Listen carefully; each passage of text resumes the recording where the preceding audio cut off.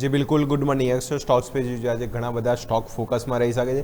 તો શરૂઆત જે ઓએફએસ ચાલુ થવાનું છે આઈઆરએફસી ત્યાંથી જ કરીએ. તો આઈઆરએફસી ખાસ કરીને આજે નોન રિટેલ માટે ઓએફએસ ઓપન છે. સરકાર જો ઓલમોસ્ટ 2% આજુબાજુ હિસ્સેદારી પોતાની વેચવા જઈ રહ્યા છે. જો રિસ્પોન્સ જે પણ મળે છે તો 1% વધારાના ગ્રીન સુપી ઓપ્શન તૈયાર કરશે. ફ્લોર પ્રાઇસ ₹91 પ્રતિ શેર આજુબાજુ અને કરંટ માર્કેટ પ્રાઇસ જો ઓલમોસ્ટ 7 થી 8% ડિસ્કાઉન્ટ ઉપર. તો આઈઆરએફસી બી ખાસ આજે ફોકસમાં રહેશે.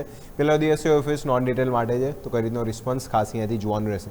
નેક્સ્ટ ઓવરઓલ જો તો આઈટી કંપનીમાં ઇન્ફોસિસ, કારણ કે જે પણ જોઈશું ઇન્વેસ્ટર ડેની અને જે પણ એજીએમની બેઠક બી હતી ખાસ કરીને ત્યાં જોઈશું અમુક જે વિગતો એમણે બહાર કીધી છે. અને જે આઈટી અને ખાસ કરીને જે એઆઈને રેલ જે બૂમ હતી એમાં બી ખાસ કરીને એમણે કીધું હતું કે એઆઈ હવે ચિંતાનો વિષય નથી. ખાસ કરીને ત્યાં જોઈશું તો આગળ અમને જે સારો બિઝનેસ ત્યાંથી જોવા મળી શકે છે અને લોંગ ટર્મ એઆઈ આધારિત સર્વિસીસ પણ ખાસ કરીને ઇન્ફોસિસ ત્યાંથી આપશે. ડિજિટલ ટ્રાન્સફોર્મેશનને બી વેગ મળશે અને કંપની માટે મોટો લોંગ ટર્મ કોન્ટ્રાક્ટ પણ ખાસ અહીંયાથી ગણી શકાય.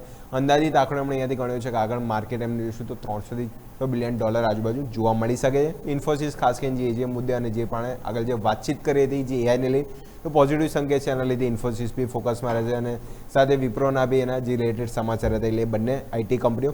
નેક્સ્ટ વાત કરીએ તો વેદાંતા વેદાંતા ખાસ કરીને કંપનીના ગઈકાલે જ સમાચાર હતા જે નો ડાઉટ બ્લોક ડીલ થઈ. જે સ્ટાર હોલ્ડિંગ જે ટ્વિન સ્ટાર હોલ્ડિંગ જે પ્રમોટર હતા પ્રમોટર એન્ટિટી એમણે ઓલમોસ્ટ જોઈશું તો 2% આજુબાજુ હિસ્સો વેચ્યો હતો જે ₹291 આજુબાજુ એટલે જોઈશું એ બાદ સ્ટોકમાં હેવી પીટાઈ જોવા મળી હતી. અને જો ટોટલ વેલ્યુ ઓલમોસ્ટ જોઈએ તો 1896 કરોડ આજુબાજુ જે વેલ્યુ જે આપણને જોવા મળ્યું હતું તો વેદાંતા બી ખાસ એના લીધે આજે ફોકસમાં રહી શકે છે. નેક્સ્ટ ઓવરઓલ વાત કરીએ તો ક્રાફ્ટ્સમેન ઓટોમેશન અહીંયા બી જો પ્રમોટર હિસ્સો વેચ્યો તો 2% આજુબાજુ. હવે સામે અપડેટ આવ્યું છે કે ઓબ્ઝર્વેશન એચડીએફસી મ્યુચ્યુઅલ ફંડ અહીંયા સામે ખરીદારી કરી છે 170 કરોડ ઇસ્યુ ટોટલ ઇન્વેસ્ટમેન્ટ એમણાથી વેલ્યુના શેર કરી રહ્યા છે. તો પ્રમોટર વેચી રહ્યા છે સામે મ્યુચ્યુઅલ ફંડે હિસ્સેદારી વધારી છે તો પોઝિટિવ એક્શન છે ખાસ અહીંયાથી જોવા મળી શકે છે.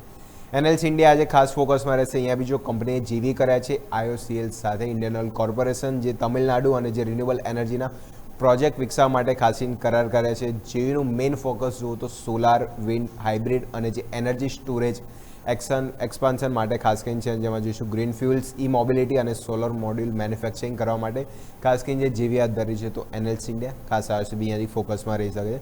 નેક્સ્ટ વાત કરીએ તો ડિલિવરી અહીંયા બી જો ખાસ ગઈકાલે ખાસો ચર્ચામાં તો નો ડાઉટ સારી તેજી જોવા મળી હતી. ભાઈ જો નેક્સસ વેન્ચર 3 છે આપણે જોઈશું ઓલમોસ્ટ 43.23 લાખ આજુબાજુ શેર વેચાય છે ₹481 પ્રતિ શેર આજુબાજુ.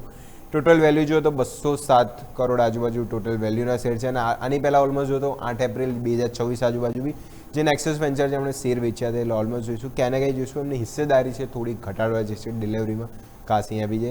સિટી યુનિયન બેંક અહીંયા બી જો જે એજીએમની જે બેઠક હતી જે સમાચાર એના પછી જે આવ્યા છે કે ક્યુઆઈપી દ્વારા 5,500 કરોડ અહીંયાથી એકત્ર કરવાની એ લોકો યોજના રાખી રહ્યા છે. એટલે જોઈશું ફંડ એકત્ર કરવાની યોજના છે અને એજીએમ બેઠકમાં ખાસ કરીને જો ફંડ ઉપર જે વાતચીત કરી હતી. નેક્સ્ટ જોઈએ તો ટીએમસીબી, કારણ કે અહીંયા બી જો જે ઇન્વેસ્ટર ડે અને જે ખાસ કરીને જેમાં તો એમાં બી અમુક જે સમાચાર ખાસ કરીને બહાર આવી રહ્યા છે ત્યાં બી જો જે ડોમેસ્ટિક સીવી માર્કેટ છે એ લોકોનો ખાસ કરીને વધ્યો છે અને FY28 સુધી એ લોકો ડબલ ડિજિટ અહીંયાથી જો માર્જિન ગ્રોથ રાખી રહ્યા છે. જે ઇન્વેસ્ટ જે એક્વિઝિશન છે એ બી જો એ લોકો લક્ષ્યાંક અહીંયાથી ખાસ કરીને વધારી રહ્યા છે. અને જે EV સેગમેન્ટમાં ખાસ કરીને જે નવી એન્ટ્રી કરી હતી એના લીધે બી જો ખાસ કરીને એમને નવી ઓપોર્ચ્યુનિટી અને નવા ઓર્ડરની પણ અહીંયાથી શક્યતા છે. એટલે ગ્રોથને લઈને વધારે પોઝિટિવ ખાસ કરીને કોમર્શિયલ વ્હીકલમાં એ લોકો થયા છે. અહીંયા બી ટીએમસીવી જે ખાસ કરીને જે આનું જે આગળના લઈને અનુવાચારને લઈને જે પોઝિટિવ છે જે પોઝિટિવ ગ્રોથ અહીંયા ખાસ કરીને રાખે છે ટીએમસીવીને લઈને તો ખાસ આપી સ્ટોક ફોકસમાં રહે છે.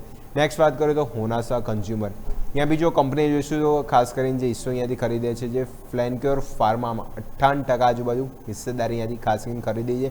ફ્લેન્કોન ફાર્મા જે સાયન્સ બેકજેન ન્યુટ્રિશન જે કંપની છે એમાં ખાસ કરીને એ લોકો હિસ્સેદારી કરી રહ્યા છે એક્વિઝિશન દ્વારા. હોનાસા નવા સેગમેન્ટ એટલે જોઈશું એમના માટે નવું સેગમેન્ટ છે અને ત્યાં એન્ટ્રી કરી રહ્યા છે તો નવી ઓપોર્ચ્યુનિટી પણ એમના માટે ખુલતી જશે. અને જે ન્યુટ્રિશનલ જે માર્કેટ છે એમાં બી જોઈશું હાઈ ગ્રોથ પોટેન્શિયલ છે એમાં બી ઓપોર્ચ્યુનિટી ખાસ કરીને જોવા મળી શકે છે. હોનાસા કન્ઝ્યુમર જે નવું એક્વિઝિશન છે હિસ્સેદારી ઓલમોસ્ટ જો 58% આજુબાજુ ખરીદી છે એના લીધે બી ખાસું અહીંયાથી ફોકસમાં રહેશે હોનાસા કન્ઝ્યુમર.